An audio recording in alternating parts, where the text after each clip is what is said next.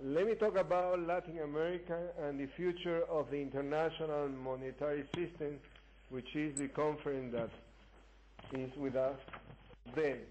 So I will start saying that the international monetary system has problems, as everybody knows. I will say that when a currency is used extensively,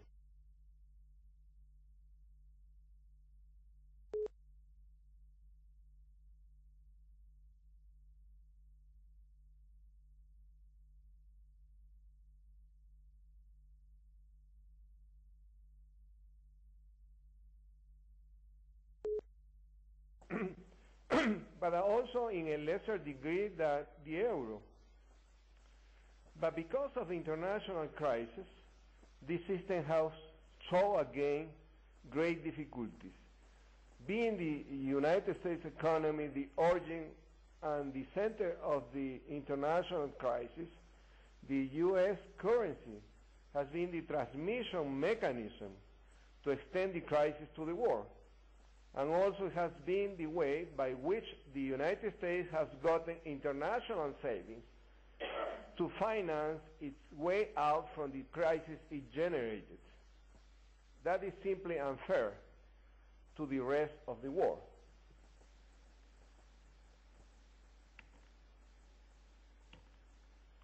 On the other hand, the US dollar has been very unstable. The euro has become stronger against the dollar. You see that in the left panel. And the Chinese yuan in the right panel, since it's tied to the dollar, has become also stronger. So we have here the basis of the monetary system, the dollar, which is getting stronger, and the other getting weaker, and the other getting stronger. So what is the solution? On the first hand, I will say that this solution will arrive just by market forces. I don't see really an international agreement to change one basis of the monetary system by another currency as the base of the monetary system. That would just come as a consequence of the forces, of the market forces in the world. And of course, it will change, it has to be changed. One solution would be to create an international reserve currency that is disconnected from a particular nation and is able to remain stable in the long run. China is proposing this solution, but the IMF special drawing rights that were created in 1969 has not worked as such, and I don't see why it will work in the future. The other will be to maintain several reserve currencies. In fact, dollar and euro are already used extensively in international trade and as reserve currency in several countries. Of course, the euro will be reinforced as international currency whether Europe creates an international bond as the United States Treasury bond. So largest international savings will be channeled to it. But of course, this is not easy, probably will be very difficult, but nobody says why it cannot arrive finally.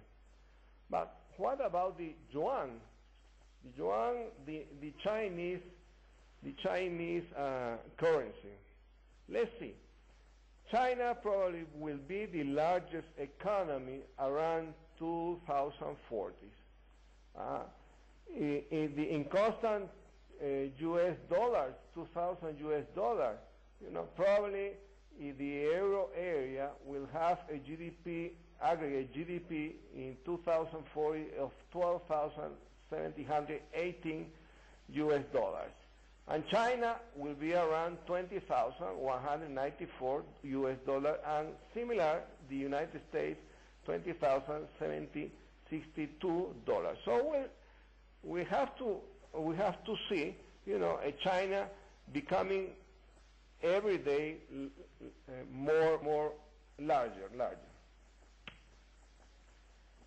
Already, China is larger exporters than the United States and very close to Europe, considering only the exports of Europe extra the European Union.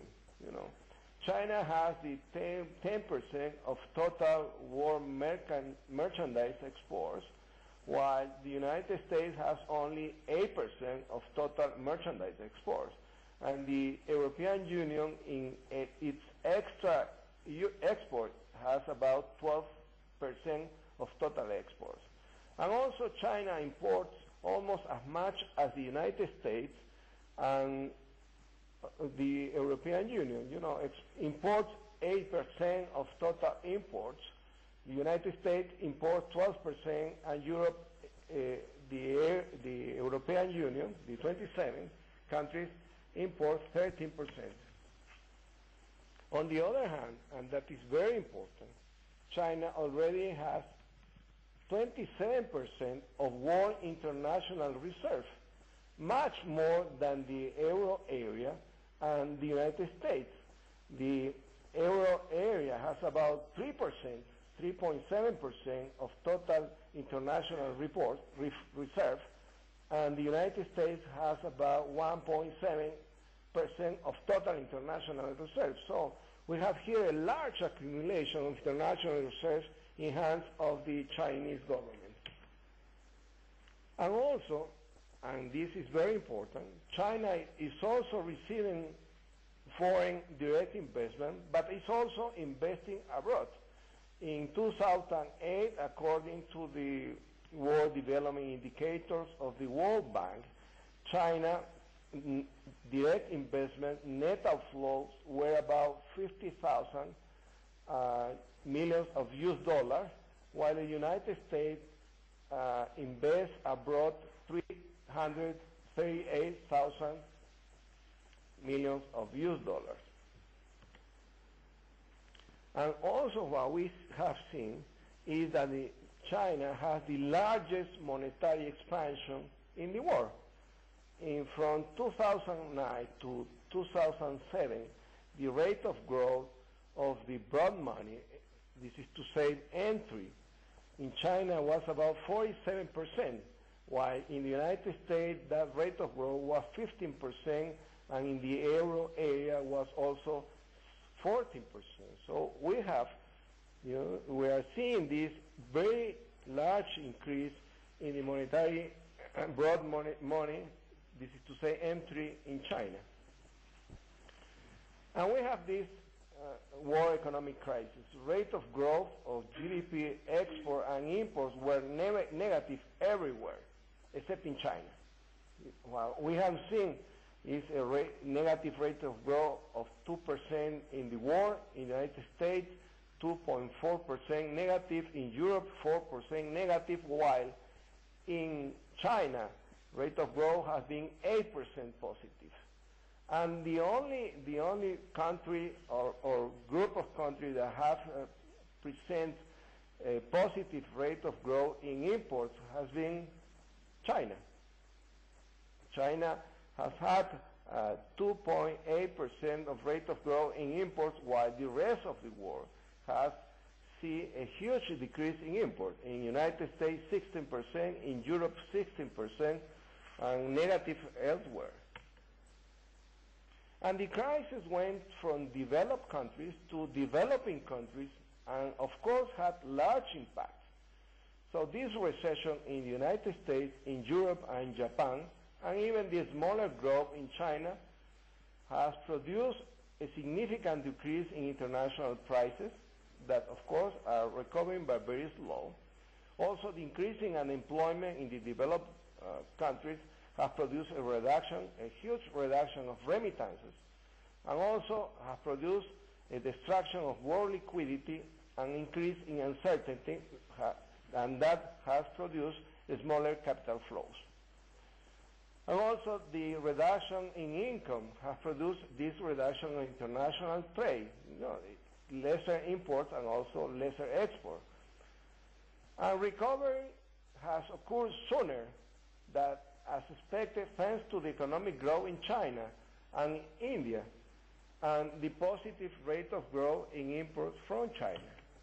So actually world trade is recovering, especially due to imports from China that have a very strong growth. So in year to year, seeing in the fourth quarter in 2009, the rate of growth of China has been 22% in imports. And also because of China and India, crisis in Latin America was not so large, except in Mexico. But happened that Mexico is very much tied to the American economy. So we have seen a rate of growth close to zero, but in Mexico the rate of growth has very large negative, about 70%, thanks to its closeness to the United States. And we also have to say that China is already a third destination of exports and the third origin of import for Latin American countries in 2008, and probably it will increase on time. So this is my conclusion. Probably in the near future, what we will see is the yuan become the third part of this monetary system. Sooner or later, as I said before, trade between China and Latin America will be conducted in yuan. And the most important partner of Latin America will be China. On the second hand, large amount of Chinese entry will need to find use elsewhere. So foreign direct investment by China will be probably executed in yuan. So back a very large economy with large portion of international trade conducted in yuan and large availability of this currency, surely it will become an international reserve also.